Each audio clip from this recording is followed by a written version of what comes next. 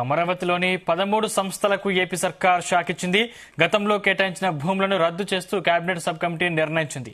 మంత్రి నారాయణ ఆధ్వర్యంలో అమరావతి సెక్రటేరియట్లో భేటీ అయిన ఈ కమిటీ రాజధానిలో పలు సంస్థలకు గతంలో కేటాయించిన భూములపై సుదీర్ఘంగా చర్చించింది. అనంతరం కీలక నిర్ణయం తీసుకుంది. రాజధాని ప్రాంతంలో మొత్తం 44 సంస్థలకు 2014 నుంచి 2019 మధ్య భూములు కేటాయించినట్లు తెలిపింది.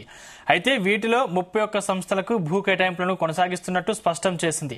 గతంలో కంపెనీలు ఏర్పాటు చేస్తామని చెప్పి ఇప్పటి వరకు ప్రారంభించని కారణంగా 13 సంస్థలకు కేటాయించిన భూములను రద్దు చేస్తున్నామని మంత్రి నారాయణ స్పష్టం చేశారు. అమరావతికి లక్షల కోట్ల అవసరం లేదని, సిఆర్డీఏ అభివృద్ధి చేసిన ప్లాట్లు విక్రయించి రాజధానిని నిర్మిస్తామని మంత్రి నారాయణ పేర్కొన్నారు.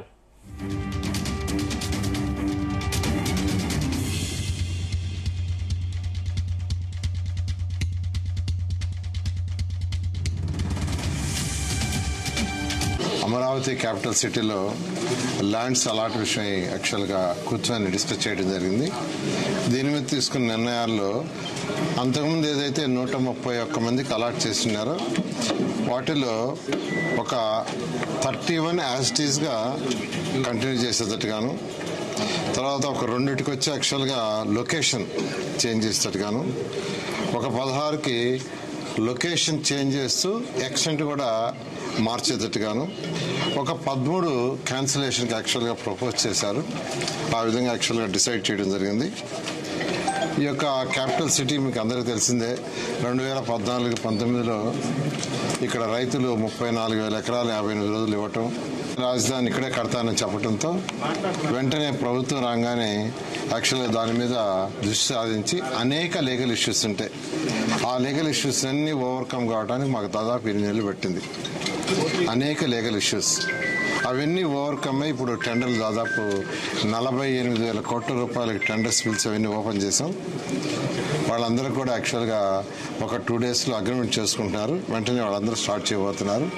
ఈ నేపథ్యంలోనే వాళ్ళ గ్రూప్ ఆఫ్ మినిస్టర్స్ దీని మీద కూర్చొని డిస్కస్ చేసి యాక్చువల్గా డిసైడ్ చేయడం జరిగింది.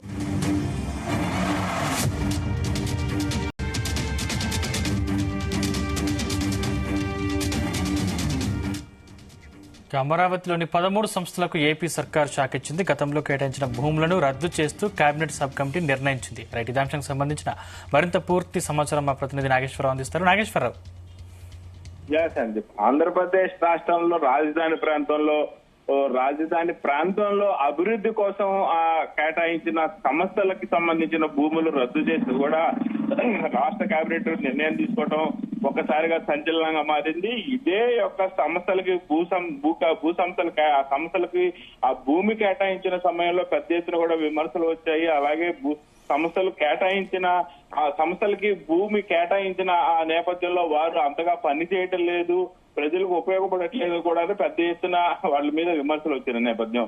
ఆ మొత్తానికి 2014లో ఆ ప్రభుత్వం ఇచ్చిన ఈ భూములకు సంబంధించి పెద్ద ఎత్తున వివాదాలు వచ్చిన ఆ వైఎస్ఆర్సీపీ ప్రభుత్వం 2019 నుంచి 2024 వరకు కూడా ఆ వైఎస్ఆర్సీపీ ప్రభుత్వం అధికారంలో ఉన్నా కానీ ఈ సంస్థలకు సంబంధించి ఎటువంటి యాక్షన్ తీసుకోకపోవటం, అలాగే ఈ సంస్థలకు సంబంధించి వారు కూడా ఎటువంటి ప్లాన్ లేకుండా, అలాగే ఎటువంటి అనుమతులు ఇచ్చినా గానీ ప్రారంభోత్సవం చేయకుండా ఆ భూములు వాడుకుంటున్నారనే నేపథ్యంలో వచ్చిన విమర్శల్ని మొత్తానికి ఎన్డీఏ కూటమి వారికి తిప్పికొట్టింది. దాదాపుగా ఆ ఎన్డీఏ కూటమి అధికారంలో ఉన్నప్పుడు 2014 నుంచి 2019 వరకు దాదాపు 44 సంస్థలకు స్థలాలు కేటాయించింది. ఈ స్థలాలు కేటాయించిన నేపథ్యంలో కూడా ఆంధ్రప్రదేశ్ తెలంగాణ నుంచి నూతన ఆంధ్రప్రదేశ్ గా విడిపోయింది. నూతన రాజధాని నిర్మాణం సందర్భంగా నూతన రాజధాని ప్రాంతంలో అతి తక్కువ ధరలకు భూములు కేటాయించింది.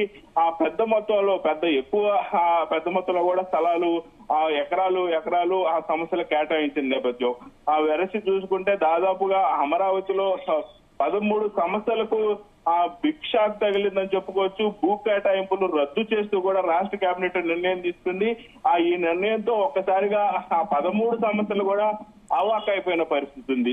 దాదాపుగా మొత్తంగా గతంలో భూములపై సుదీర్ఘంగా చర్చించిన అనంతరం కూడా కీలక నిర్ణయం అయితే తీసుకుంది రాష్ట్ర కేబినెట్. రాజధాని ప్రాంతంలో మొత్తంగా 44 సంస్థలకు 2014 నుంచి 19 సమయంలో అప్పుడు ఎన్డీఏ కూటమి అధికారంలో తెలుగుదేశం పార్టీ అధికారంలో ఉన్నప్పుడు భూములు కేటాయించారు. అయితే దాదాపుగా వీటిలో 31 సంవత్సరాల దాకా ఆ భూమిని కేటాయింపులను కొనసాగిస్తూ కూడా స్పష్టం చేసింది.